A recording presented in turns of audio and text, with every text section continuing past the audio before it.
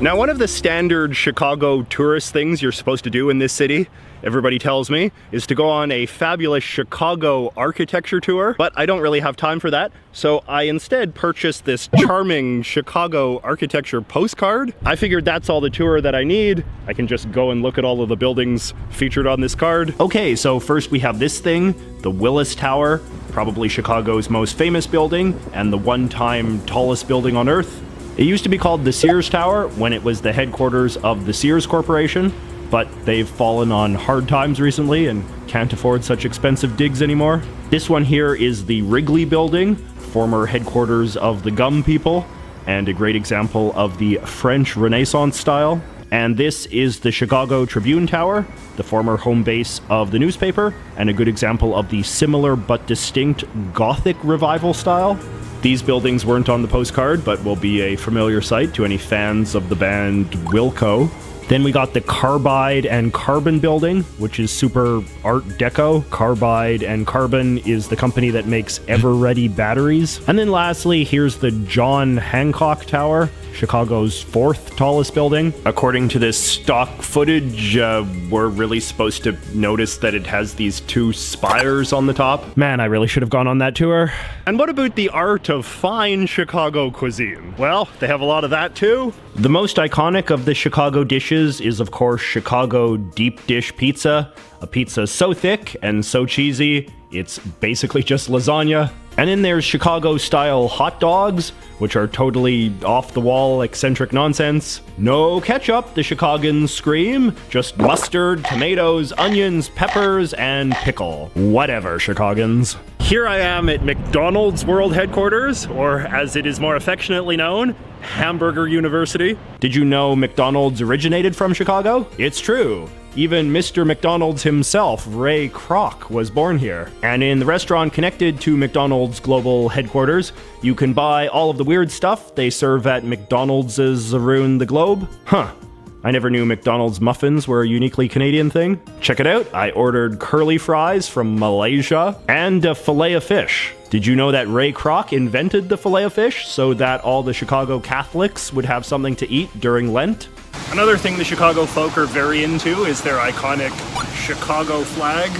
The flag of Chicago is maybe the best and most popular city flag in the US. You certainly see it in a lot more places and on a lot more city merchandise than most other city flags. A lot of this has to do with its elegant design, something a lot of other city flags tend to lack. It also has a lot of very clear symbolism. The white part represents the land, while the blue intersections represent the bodies of water that define Chicago's physical boundaries. And these four stars represent the four supposedly most important events in Chicago history. The initial settlement of Chicago by Europeans, the Great Chicago Fire of 1871, and the two world expositions Chicago hosted in 1893 and 1933, which brought the city great international fame. The stars have also risen to become a very popular generic symbol of the city, and these days you see them absolutely everywhere. Kind of cool to have your city so easily represented by such a simple symbol, don't you think? Okay, and before we wrap this video up, let us just do the traditional souvenir haul. Because my time here was somewhat limited, I wound up with a few less souvenirs than usual, but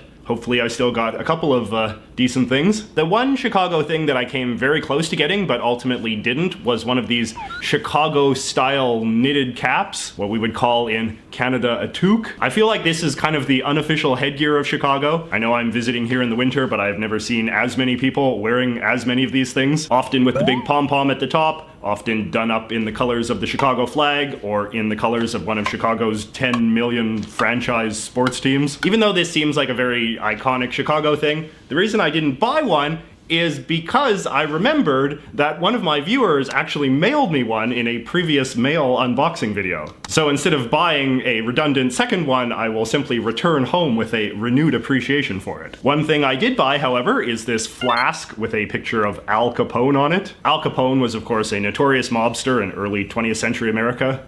Really one of the great monsters of American history, if you ask me. But the Chicagoans are weirdly protective of him. Because Chicago was his home base, there is a ton of Al Capone themed merchandise you can buy at all the souvenir stores. I guess the glory days of the Mafia, particularly during the Prohibition era, is something that Chicago is relatively well known for, but still, it seems like a somewhat strange thing to capitalize on. On the back of the flask, they have a inspirational quote from Al Capone. "You can get much farther with a kind word and a gun than you can get with a kind word alone." Very deep, Al Capone. A much jollier tribute to Chicago history are these charming great architects of Chicago postcards that I purchased at the Chicago Architecture Center. They are a bunch of Art Deco style caricatures of the great men and women of Chicago architecture over the years. Because I am not much of a scholar of architectural history, I only recognize, I think, a couple of them. I know Frank Lloyd Wright, of course, one of the greatest architects in world history. And I'm sort of vaguely familiar with Daniel Burnham, who is sort of a man who was associated, I think, with the rebuilding of Chicago after the fire. And Charles and Ray Eames, I'm sort of familiar with as well. They were a husband and wife duo that were very big in the sort of mid-century modern aesthetic. In addition to buildings, they were also involved in the design of certain objects that are very iconic of that era. The most famous being the so-called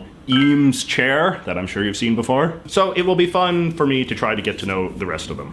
Now the next one is a bit of a cheat. It is these two packages of magnets, each one of which features multiple Chicago symbols. This one is called the Pure Chicago Pack, and this one is the Chicago Native Pack. By this point, I think we've actually already talked about most of the symbolism featured on these things. So there's a magnet of the bean, there's a magnet of the 4 stars, and the flag, and the hot dog, and the architecture.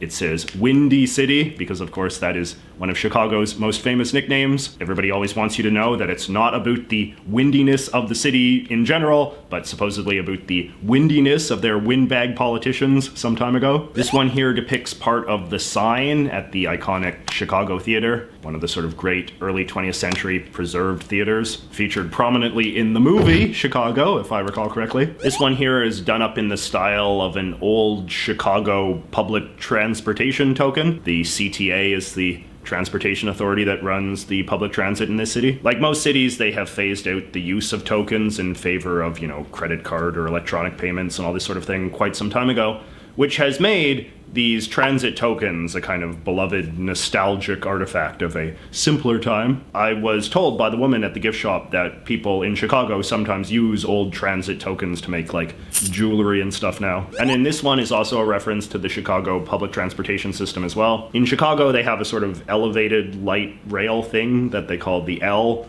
and then they have a more conventional train system as well. And from what I understand, it all sort of congeals in the downtown heart of the city in this big sort of spaghetti-like mess that they call the Loop. Public transportation systems and the various symbols associated with them tend to be a very sentimentalized aspect of urban life, I've noticed. All right, and then the last thing I bought is this bottle of ranch dressing. I actually bought this in Iowa, but I'm showing it in this video because I have come to understand that ranch dressing, particularly this brand of ranch dressing, Hidden Valley Ranch, is a very popular symbol of the broader Midwestern United States. People in the Midwestern United States are supposedly uniquely disposed to putting ranch dressing on everything, not just salads, but burgers and hot dogs and French fries and God knows what else. And this in turn has become a sort of very ironic, beloved thing. It kind of gets to a broader stereotype of the Midwest being very bland and, dare I say, Caucasian in its sensibility. This is perhaps a less salient stereotype in a city like Chicago, which is of course very big and very diverse, but Chicago is in Illinois, and Illinois is part of the broader Midwest. I learned all of this, by the way, from this book, The Midwest, God's Gift to Planet Earth. I bought this at this fantastic souvenir store called Raygun, which has outlets all over the Midwest. It is a Midwest-themed gift shop, but everything they sell is quite tongue-in-cheek and self-deprecating and full of Midwest in-jokes. So needless to say, it was a store that I really went for. I bought a ton of stuff from there. I mean, we've all seen cheesy souvenir stores before, but if you ratchet the cheesiness up even higher, it becomes kind of meta and really quite cool. Anyway, that is the end of my Chicago video. I hope you enjoyed it. As I said, I spent a little bit less time in this place than I normally do in the cities I make videos about, but hopefully you learned a couple of interesting Chicago things just the same. You know the drill. Give this video a like, subscribe if you haven't already, and I will see you all next week.